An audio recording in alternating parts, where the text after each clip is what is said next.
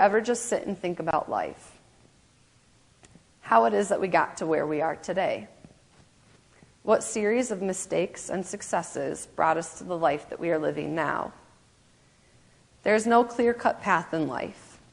It is a constant winding road. But somewhere, in all the turns, we find our own way of straightening it out. There are times we change our lives, and there are times life changes us. But it is true, everything happens for a reason. And for me, life changed me on January 21st of 2008. But I changed my life on April 8th of 2008. Sometimes it just takes one person to make a splash. It's a big deal to be able to do this. For the second year in a row, the Grand Prix swim meet at the U of M began with a disability race, something that 21-year-old Mallory Weggemann is especially proud of. We're usually two totally different sports where it's the disabled athletes and the able-bodied athletes, and we never mix. Mallory realized the need to mix the two after she transitioned from one category to the other. In 2008, she went to the hospital to get a third and final epidural for back pain. I never walked out. The injection left her paralyzed from the waist down. I thought swimming was over. I had a lot of roadblocks that I'd set up for myself. But swimming was far from over. In fact, it was the beginning of a new era. Mallory has won 15 world records and was named USA Swimming's Disabled Swimmer of the Year in 2009 and 2010. I remember everything about that day. It was your ordinary January day in lovely Minnesota. It was cold. I'm sure there was a lot of snow on the ground. And I woke up that morning, and I had an 8 a.m. appointment. So I woke up, and I went downstairs, got myself ready, and my dad took me. My mom was working that day at the hospital across the street, where she's a nurse, and we went in. It was going to be my third and final epidural injection to help treat back pain I had been experiencing. And things went smoothly at first. I had my first injection, and it didn't quite go as planned. I didn't go numb, which for epidurals, that's kind of the whole point of it. It's supposed to numb you. So they started kind of raising an eyebrow. They were a little confused why it didn't numb me. So they brought me back in the room a couple hours later and tried again. They manipulated with the catheter and then ended up doing a whole new injection. And it was then that my legs dropped and hit the table and things went numb. And it was much more abrupt than what I had remembered in the past injections, but I think both my dad and I just thought, okay, the epidural's working, and then I'll go sit in the recovery room and wait it out. It usually take about 2 hours, and then the feeling would slowly start coming back. And a couple hours later that afternoon, I got a little flinch in my toes, which usually meant it took another half hour. It starts at your toes and works its way back up. And so I was thinking, okay, we'll be headed home soon. About an hour later, it was still my toes, just a little flinch, could get a little wiggle. And sure enough, the afternoon and evening rolled on, and clinic was closing, and it was still just my toes. So they transferred me to the hospital, where little did I know I'd be spending the next 2 weeks.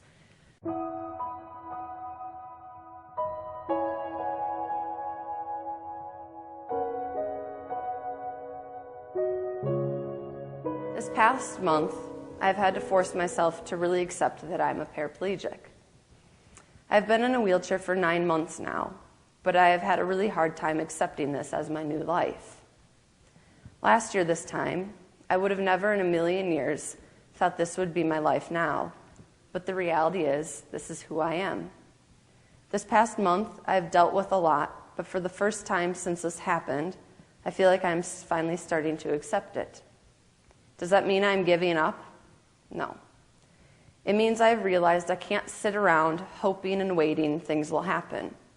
I can't sit around and say all the things I want to do when I get out of my wheelchair. I have to find a way to do them all, chair or no chair. When bad things happen, you have to use those bad things in a positive manner. You have to embrace them and move forward with life, using them as motivation to strive for better. My life has changed in ways I would have never imagined. But this is no longer a nightmare I'm waiting to wake from. This is my blessing in disguise. It has allowed me to learn to live in a whole new sense and realize that everything does happen for a reason. In a lot of ways, as hard as it's been, I wouldn't take it back. I was asked that question on live TV for the first time. If I could change January 21st, 2008, would I? And I'd never really thought about it that way. And I said no. I would do everything I can to get up and walk again.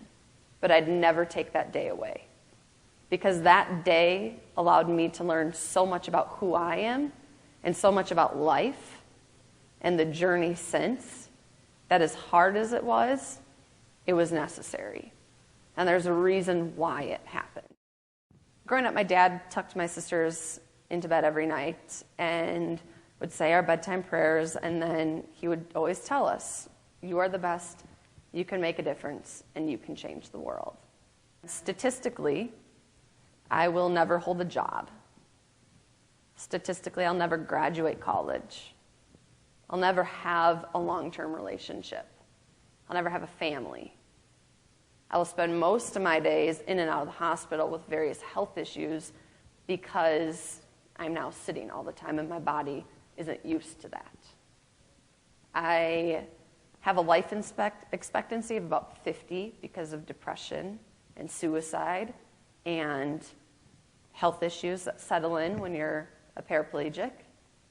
And that really hit me. It was about a year and a half after this happened when I heard those, and it was then that I realized what I'm doing is helping me beat those statistics. And the more and more I share my story, the more and more I can help someone else not become one of those statistics. There's this little girl, her name is Abby. She was 8 when I met her, she's now 10. And she had leukemia, and as a result of chemotherapy got Guillain-Barré and is now paralyzed. Her family didn't really know what that meant, just like mine didn't when this happened to me. And they contacted me, and after seeing my story on the Today Show, they sent me an email and reached out to me, and I went. They're from the cities, and I went and watched her swim in one of her meets because she was starting swimming. And she was in this very small, isolated club. It wasn't a part of USA Swimming. It was, she didn't swim in a full, she swam in like a 15-yard pool, so it was very beginner stage, and which is great because you've got to start somewhere. But we started working together, and she joined the swim club that my coach coaches for, and she's now swimming amongst able-bodied swimmers and your average, everyday 10-year-old kid.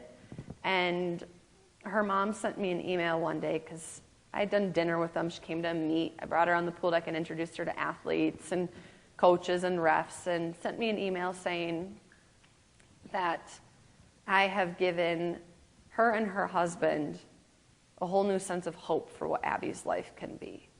And that Abby came down to breakfast that morning and said to her mom that someday I want to go to college just like Mallory, and I want to live on my own. And now, Abby's 10, and I have a boyfriend who I've been with for over a year now, and I guess her mom told me a little while ago on Facebook that Abby loves going on her mom's Facebook to look at pictures of my boyfriend and I, because she thinks that's really cool. So, that's really neat to me, especially hearing those statistics for individuals with disabilities and seeing that it may be one person right now, but that I could change that for Abby and her family. And that's my reason that everything happens, and that's what makes all of it worth it. And that's why I put in the hard work at USA Swimming to get people with disabilities recognized, because when Abby's my age, hopefully everything will be much more advanced in terms of social acceptance of people with disabilities. I remember going to the Highland Pool as a little girl in the summertime with my friends and family. I have years and years of memories at that pool. The diving well is where I went off my first high dive. The concession stand is where I enjoyed many push pops. And the pool is where I enjoyed countless fun times with my friends and family, just splashing around and playing games. Yeah, some days I miss it. Some days I wish I could just run and jump off the diving boards and go down the water slides.